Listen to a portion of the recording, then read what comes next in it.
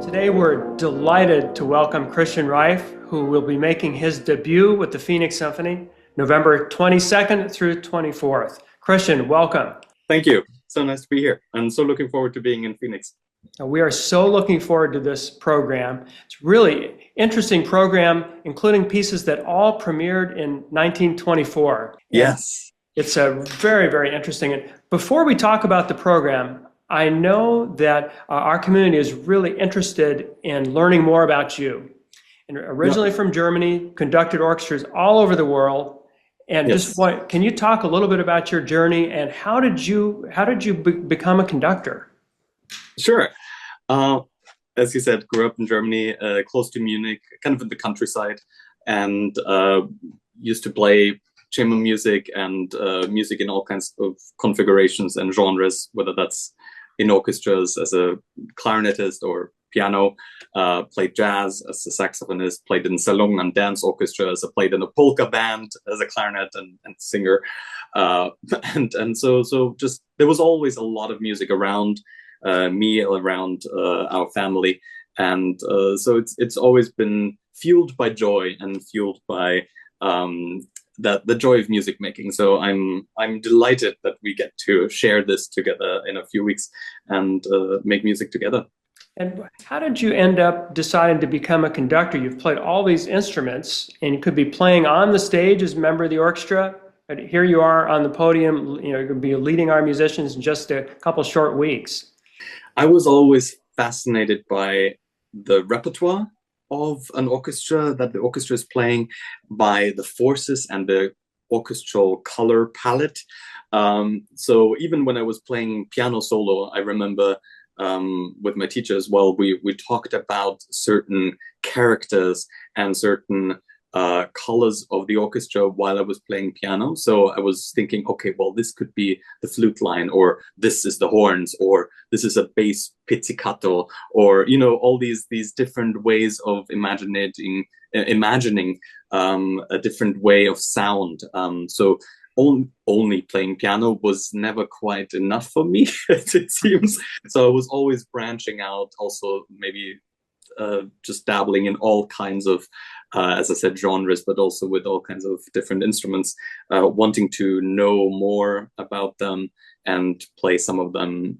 And then playing chamber music as a pianist, you always have to score, right? I played a lot of piano trios.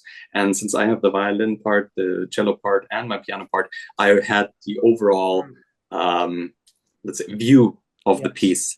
Much more clear maybe than the violinist or the cellist who only have their lines. And so that also fascinated me. And so I just wanted to continue make music with people. Yes. And the more the merrier. And so that's kind of how it happened that I ended up at one of those, youth orchestra tours that we played in Italy. And then the conductor said, well, Christian, why don't you do the sound check now? And so I was in front of the orchestra, and it just felt natural and wonderful and exhilarating. And I just wanted to do that for the rest of my life. Oh, that's wonderful. Can you talk a little bit about what it's like to work with an orchestra for the first time? Describe playing chamber music, and in that kind of small ensemble, you're working with fellow musicians, and then coming and working with an orchestra for the very first time and getting to know that group of musicians. What's that process like? It's exhilarating and nerve-wracking at times too, of course, because you never know how a week is going to shape up before you actually meet the people who make the music. I don't make any music. I don't make a sound. I just invite people to play but having the overall vision of the piece and the pacing and the character of it and the tempo and so forth, that is always very, very beautiful, that first interaction with an orchestra that you haven't met yet. And while there are a couple of musicians that I know from before, it will be like a first dance, like a first get to know each other. And so that's all. I'm very, very much looking forward to that. Oh, that's wonderful. Thank you. And it's easy. It's really interesting how actually deep and connected you can get in just a few days, just by making music, because the process of making music is so I don't want to say intimate, but it has a sense of breathing and moving together and making sounds together, listening to each other and reacting and leading at the same time. That is very beautiful, that dance, and that comes together in a few days. It's really, really beautiful to witness and to be a part of, and I love that. Oh, that's great. We are so looking forward to these performances. Me too. All pieces that premiered in 1924. We're celebrating the 100th anniversary of Gershwin's Rhapsody in Blue with the brilliant Conor Hanick joining us. But then all of the pieces on this program premiered in the same year, yet they're so different from one another. Yes. I mean, it's just amazing. We've got Sibelius, we've got the Honegger, we have the Gershwin, and Respighi as well. And just talk a little bit about this program and how do you think about, I mean, it's really a disparate program, even though they all premiered in the same year. I think that's what makes it so fun. It is a big program, not necessarily in minutes, but in scope and characters and contrasts. I mean, the 1920s were a decade of incredible progress and also incredible development in all kinds of issues, whether technology, the radio, television, or cars, and the way of life, the globalization already, the being connected globally has become so much easier, but also culturally, and it has been it was a very, very interesting and fruitful decade. And so smack in the middle, 1924, we look at this year of people, of composers from around the Western world that react to this change also, but also to this love for nature, to their identities, finding, or not just finding, but presenting their voice in this development and in this incredibly fast-paced world that it was at the time already. I mean, 100 years ago, and it's only gotten faster since. And I think Honegger, when you listen to the Pacific 231, he was so fascinated by technology and the rise of trains, for instance, and there is a program note that you once wrote and then discarded, but where you can really kind of trace the start of a machine, whether that's a train or not, but of this machine, of the huffing, the puffing, the quick, and it gets faster, it gains momentum, and it just at some points storms through the nature and without regard, and then at some point we end and stop again. I mean, it's just breaking the machine at the end. And so that is fascinating, shining a light on that, while, for instance, Gershwin also very much interested in technology, and actually he wrote the theme for Gershwin for his Rhapsody in Blue on the train to Boston, and he was so inspired by the clacking, the continuous motion, and that sound of a machine, of a train. So that this theme came to him, and his desire to blend genres, to blend jazz idioms and Western classical music together, and that is the fascinating, also forward-looking for both of these composers and both of these pieces. I mean, Gershwin actually improvised a lot of the solo part at the concert because he only had a few weeks to write it, and so that was another issue, and a beautiful journey for them. And then on the other side you have Sibelius and Respighi, who in this case also, for these pieces that we're playing, the Seventh Symphony and the Pines of Rome, are more looking at nature and into the intimacy of nature and the growth, whether it's Sibelius's organic growth of nature and of motives and of his music, or the more descriptive music writing of Respighi, describing the pines of Rome, or the energy of nature, and the birds and so forth, or the catacombs and the morning and so forth. So you can really have a picture of nature and of these monuments or these trees and of these birds in your mind, while Sibelius is a little bit more abstract in that way and a little bit more spiritual. So very, very different, but also there are some links between each other.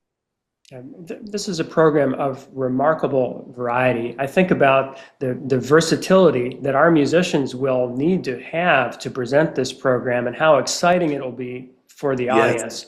I mean, this is more than many programs with a variety is really amazing to me. And I know our audiences are looking forward to this. And we're going to be having a brilliant Conor Hanick with us. Can you talk a little? What is it like to accompany a guest artist like that? How do you think about that and working together and having that performance come together in just a few short days? Because he might have a vision for the piece and you have a vision for the piece. How does that work when you're working with a soloist like that?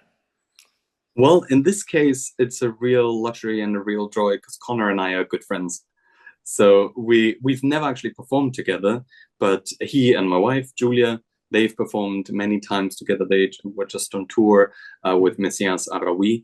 And so he is a brilliant pianist and so imaginative. And so I'm really happy that we finally get to be on stage together and not just backstage and hanging out. But so this will be, as always, I listen to the soloist and listen to their pacing and their character and their flow and their ideas. And I will, in the case if I have something completely different in my mind, I might talk about it, I might suggest some things. Ultimately, though, I always try to bring the vision of the piece of the soloist to fruition, so onto life. So, but in this case, I'm pretty sure we're on the same page. We already talked about the Rhapsody in Blue and had a nice chat about it. So I have no doubts that we will be, bringing it together with a full force of imagination. I have a feeling it's going to be a brilliant performance. Now, in addition to the piece that we just talked about, there's also a mystery piece that you've programmed, which I believe we want to remain a mystery for now. It's a short piece that's in line with some themes of the program. Is there anything you'd like to share, just to give us a couple hints about the mystery piece you've selected? It's also a piece that is written or arranged in 1924, and it is a short, delightful, tuneful piece that will, I would say, fit very well with the style of Gershwin's Rhapsody in Blue. And it'll be delightful for the audience and for the orchestra, I'm sure. So if someone's listening to this interview and they're interested to learn what that mystery piece is, there's an easy way to find out. If you don't yet have your tickets, get those tickets November 22nd through 24th. So before we conclude our conversation today, wonder if you'd like to share is there a moment or two you're especially looking forward to in this program you'd like to highlight for those who are listening to us today? Oh, probably so many, it's hard to choose. Too many.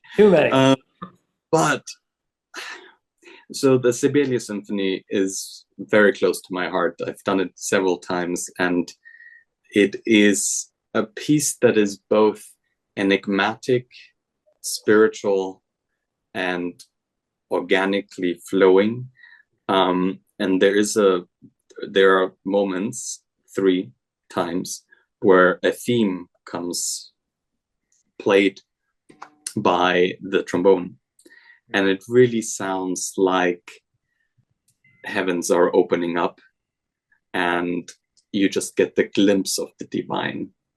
It's both a very fateful, 3 times, a fateful theme, but it comes with cornerstones of the symphony, which is in 1 movement, the symphony, very uncommon.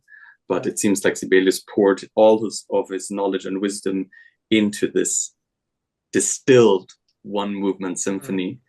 And that trombone moment, or these moments, are maybe my favorite. But again, there's so many favorite moments in this whole program. We are so looking forward to welcoming you to Phoenix, and our community in Phoenix and Arizona is really an amazing place, and we are just thrilled that you're going to be with us. And thanks so much for taking time to talk today. Oh, my pleasure. I'm so looking forward to being there with you all. All right, we will see you soon.